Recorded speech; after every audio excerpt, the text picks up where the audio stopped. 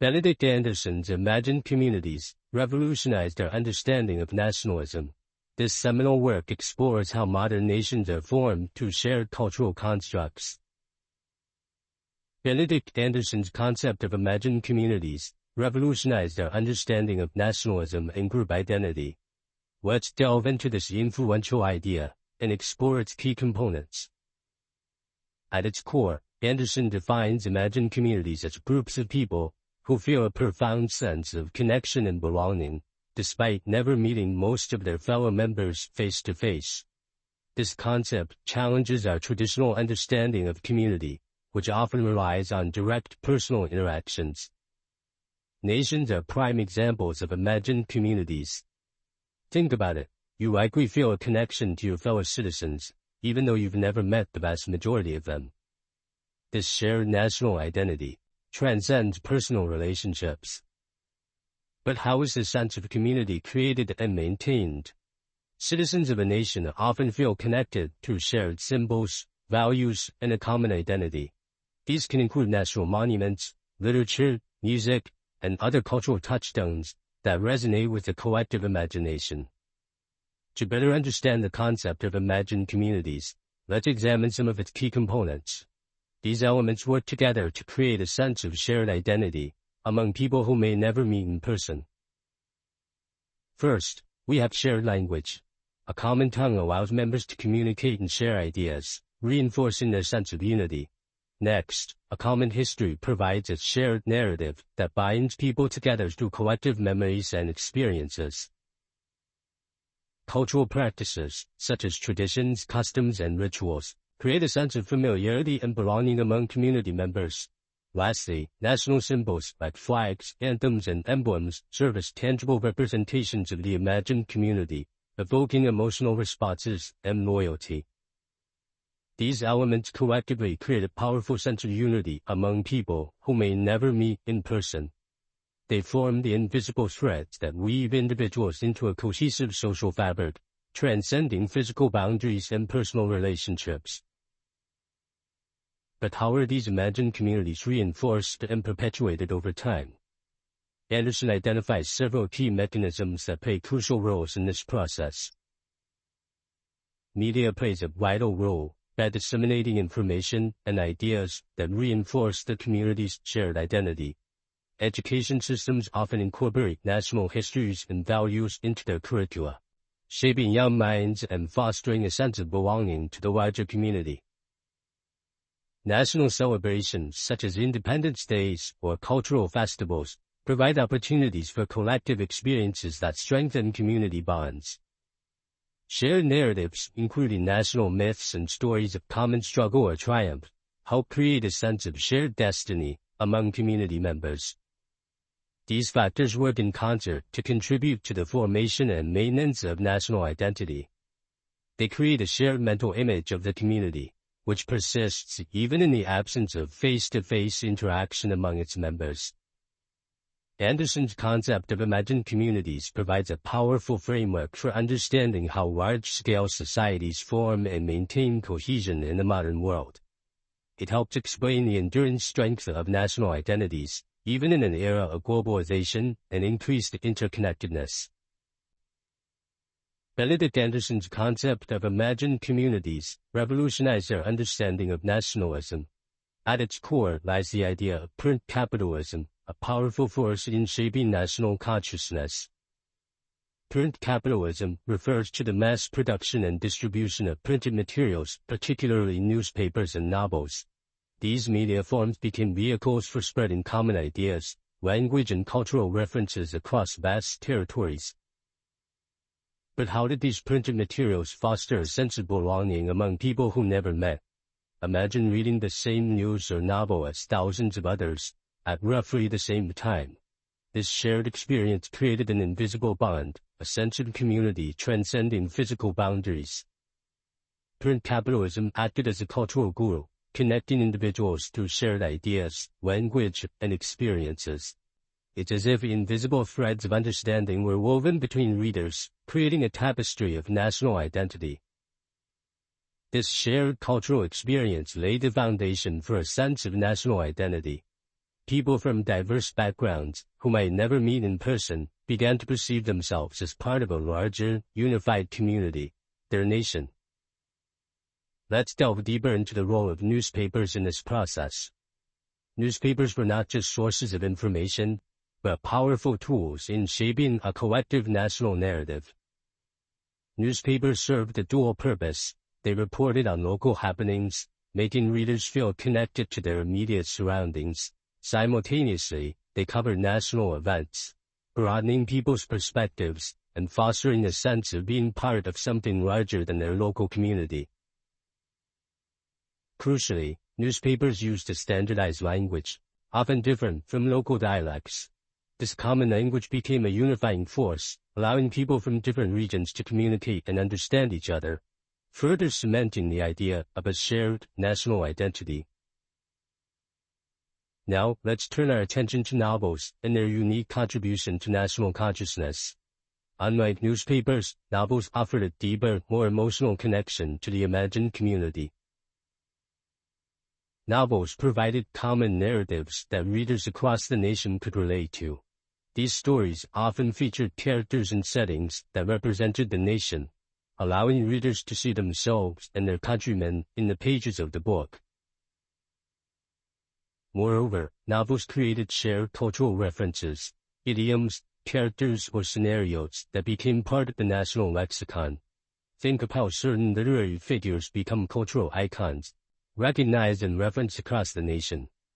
This shared cultural knowledge further strengthened the bonds of the imagined community. Print capitalism, through newspapers and novels, was thus instrumental in creating a shared national consciousness. It allowed people to imagine themselves as part of a community that extended far beyond their immediate surroundings. This shared consciousness, built on common language, shared narratives, and cultural references, formed the bedrock of modern national identities. It's a powerful reminder of how technological innovations like the printing press can have profound effects on society, shaping our very understanding of who we are as a collective. Benedict Anderson's concept of simultaneity is a powerful idea that helps explain how modern nations form and maintain their identity. Let's dive into this fascinating concept. At the heart of Anderson's theory is the newspaper, a seemingly mundane object that plays a crucial role in shaping our sense of national belonging. But how does a simple daily publication accomplish this?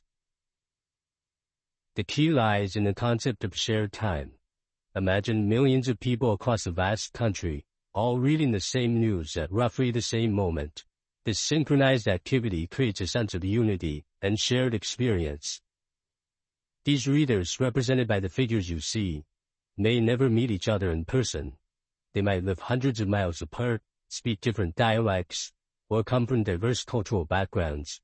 Yet, through the act of reading the same newspaper, they're participating in a shared national dialogue. The lines connecting these readers to the newspaper symbolize this shared experience. It's as if an invisible thread links all these individuals, creating what Anderson calls an imagined community. This community isn't based on face-to-face interactions, but on a shared understanding of belonging to the same nation. Anderson terms this phenomenon simultaneity. It's not just about reading at the same time, but about the awareness that others are engaging in the same activity.